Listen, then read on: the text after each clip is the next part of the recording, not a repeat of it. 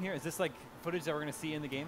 This is a small selection look how realistic the it narrative looks. you're going to be seeing in the game. Yeah, absolutely. And you also see one of the This is absolute crazy. major, technical innovations that you'll see here at the E3 this year is obviously how we can integrate that piece of,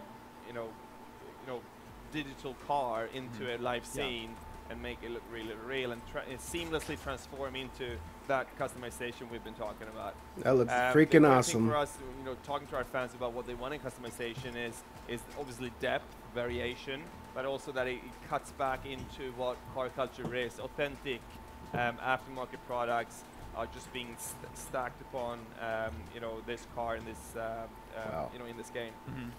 So you earn money by completing missions, races. Yeah, the world of car culture is really about reputation. Hell fucking yeah. If you go out there, This you is know, what I'm to talking the- about in to the the video real world of game. car As far culture, as it's about, racing the games car you're go, driving, what have this you is done, what I would like to see. and the same thing goes for You this can game. customize Currency everything. is really reputation. You also have money you earn, and they fuck both yeah. will take you throughout the game in different aspects of it. The customization itself is driven by the money you have in the game. Oh, that's All right, so we awesome. leave the garage. I like that. What are we going to do here? Are we going to start a race? Yeah. So now you're driving out, and you're now being called to an event in the game, something we call drift attack, which is basically you go out with your pals and you drift, kind of driving irresponsibly, kind of the core tenor of Need for Speed, against traffic in Ventura Bay, which is this fictional city that we built up with LA as a model. Oh, hell You yeah. can see that we're pushing production values really, really hard with this game. Yeah. The Frostbite. It looks great. Yeah. Like, I love the wet roads. Yeah, it really is something that we are very, very proud of. That physical rendering that we get from Frostbite. But obviously we wouldn't be able to do this without a seriously talented team. And you've called this a nocturnal open world.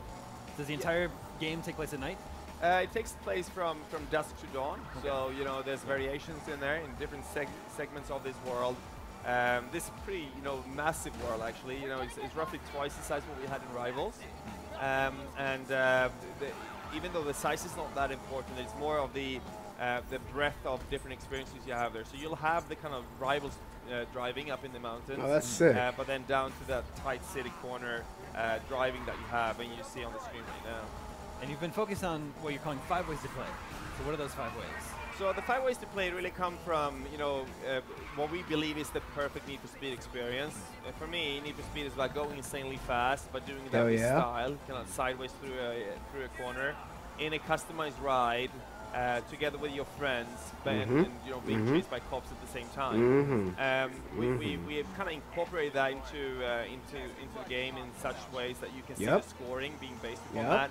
And the actual narrative is going to be, 5-threaded. So you have 5 different ways to play through the game. Based